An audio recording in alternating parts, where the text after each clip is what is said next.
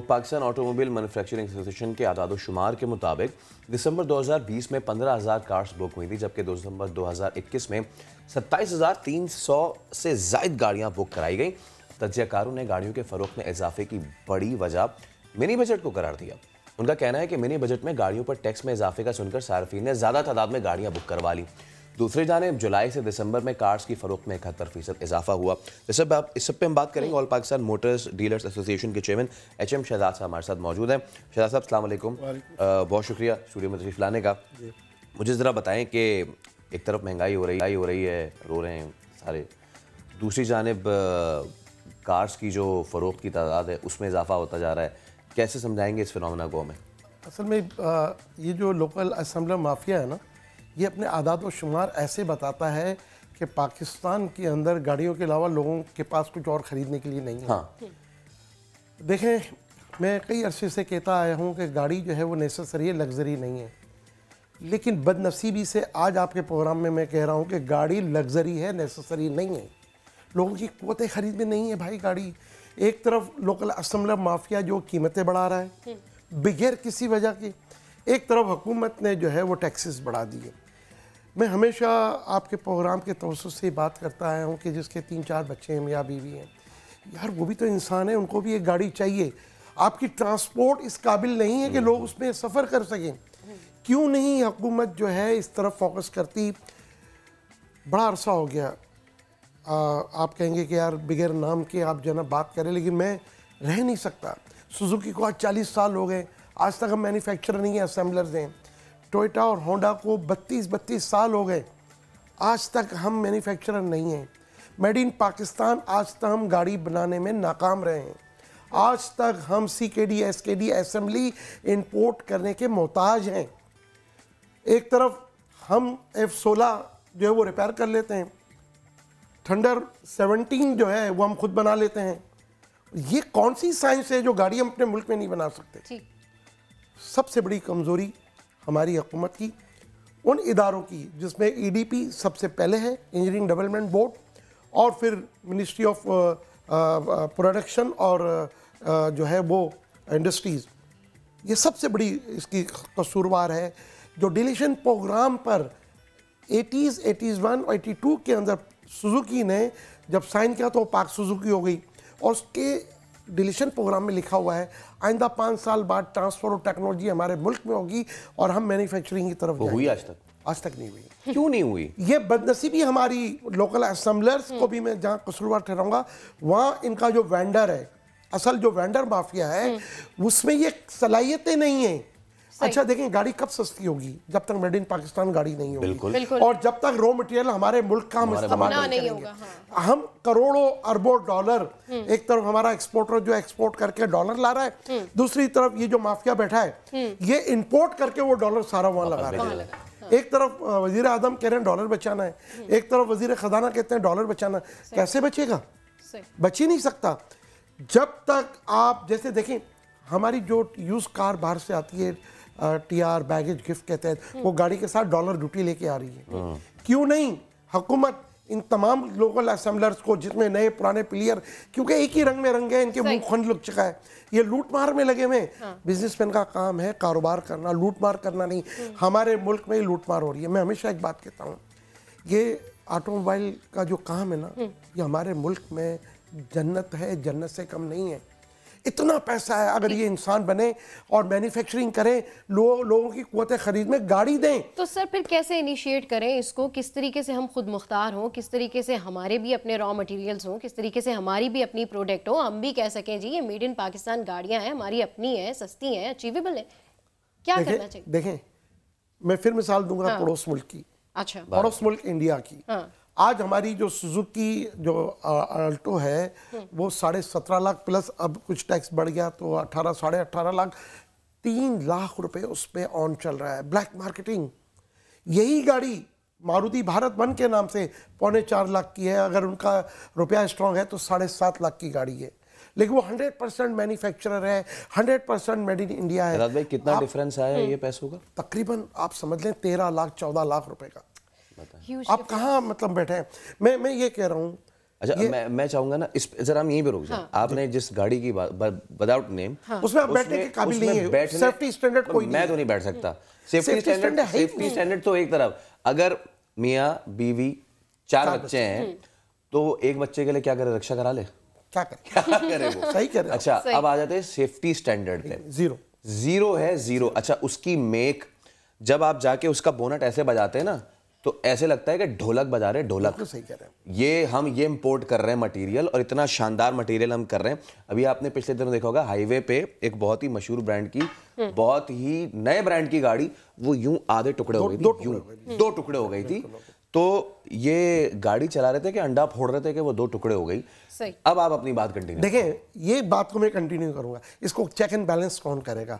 हमारे मुल्क में इदारे हैं, ईडीपी है, इंजीनियरिंग डेवलपमेंट बोर्ड है, उसका ये काम है।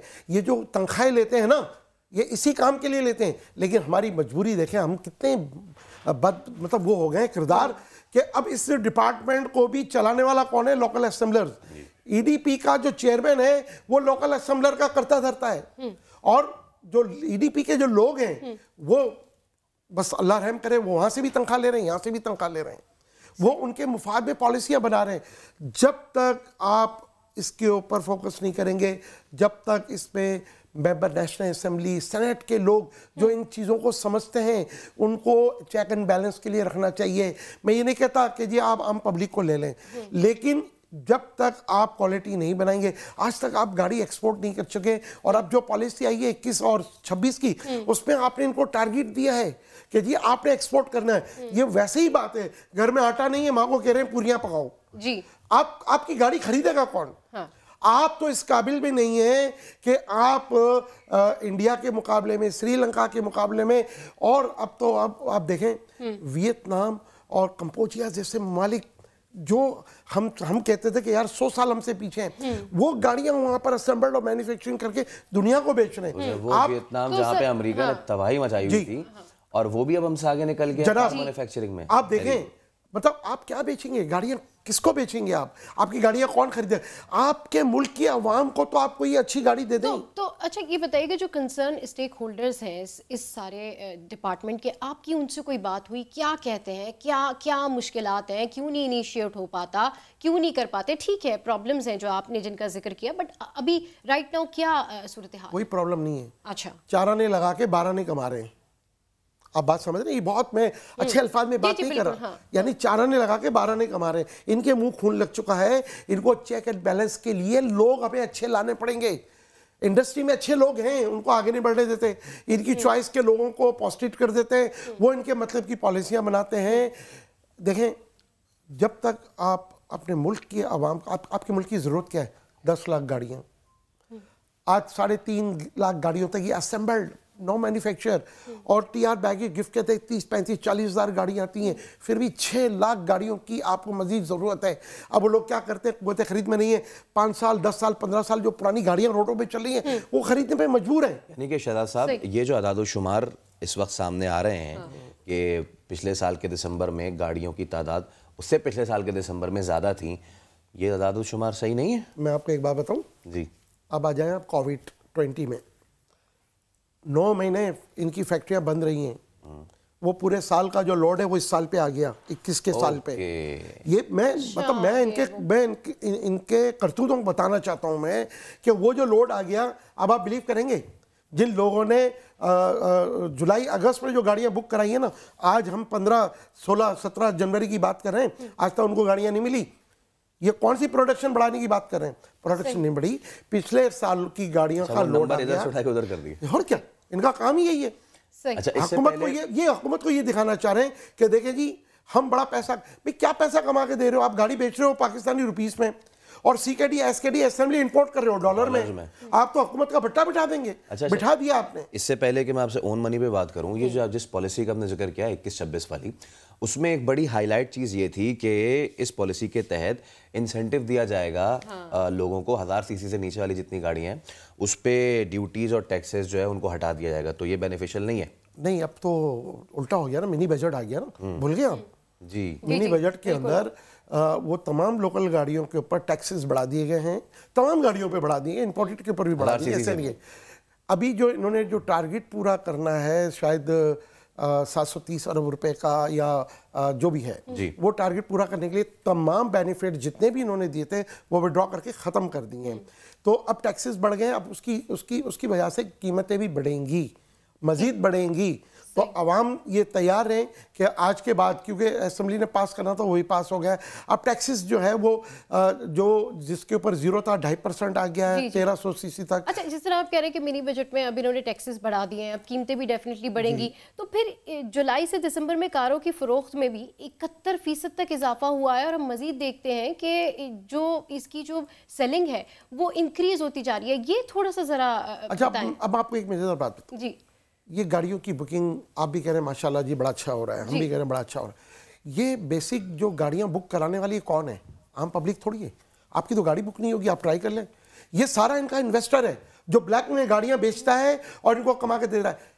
100 खरब यानी 100 अरब 1 खरब रुपया सालाना ब्लैक मार्केट की नज़र होता है। कहाँ हुकूमत? वज़ीर ख़जाना साहब इस मामले में तो बड़े अच्छे हैं, वो चाहते हैं कि हमने हाथ डालना है तो डाले ना। फिर प्रायोरिटी पे गाड़ियां निकलती हैं। जिस तरह आप ट्रक्स की सेल में भी इजाफा हुआ है, वो तो जेन्युइन है, पर्सनल यूज देखो के लिए वो नहीं जेन्युइन है, उसके लिए तो वो जेन्युइन है। ऐसे ही हमारे मुल्क के अंदर जो है वो मामला थोड़े से आप समझें कि दूर दराज इलाकों के लिए जो ट्रांसपोर्ट के लिए निज़ाम में इन तमाम चीज़ों की ज़रूरत ही तो है। देखें, मैं जो बात असल करना चाहता हूँ कि इस वक्त हमें जो ज़रूरत है वो इस बात की है कि हम लोगों की क़ुव्वत ख़रीद में गाड़ी दें। और कैसे आ सकती है क़ुव्वत ख़रीद में गाड़ी? ये लोकल असम्बलर जो CKD SKD असेंबली इंपोर्ट कर रहा है, इनसे कहा जाए कि अपने डॉलर का इंतज़ाम करें। जैसे हम यूज़ कार लाते हैं बाहर से TR बैगेज और गिफ्ट के तहत, गाड़ी के साथ हम डॉलर भी लाते हैं। अपना डॉलर खुद पैदा करें ताकि हुकूमत डॉलर को संभाले और जो कर्जे देने या दूसरे मामलात हैं उसमें ये काम आए। अभी 1 साल के लिए, 6 महीने के लिए नहीं, 1 साल के लिए इनकी CKD SKD असेंबली और CBU $2 बिलियन की CBU गाड़ियाँ आई हैं, ब्रांड न्यू गाड़ियां। और वो गाड़ियां जो हमारे मुल्क की वो जो आवाम है जो छोटी गाड़ियां लेना चाहती है उनके लिए नहीं आई। ये 99% सारी जीपें हैं इसमें। और वो कैसे आ गई हमारे मुल्क में? $1.6 बिलियन की CKD SKD असेंबली इन्होंने इंपोर्ट की है। तो हम कहाँ जा रहे हैं? एक तरफ हम कह रहे हैं जी पैसा बचाना है, डॉलर बचाना है, तरफ डॉलर हम देखें आवाम के लिए एक ही रास्ता है, आवाम को सस्ती गाड़ी देने के लिए।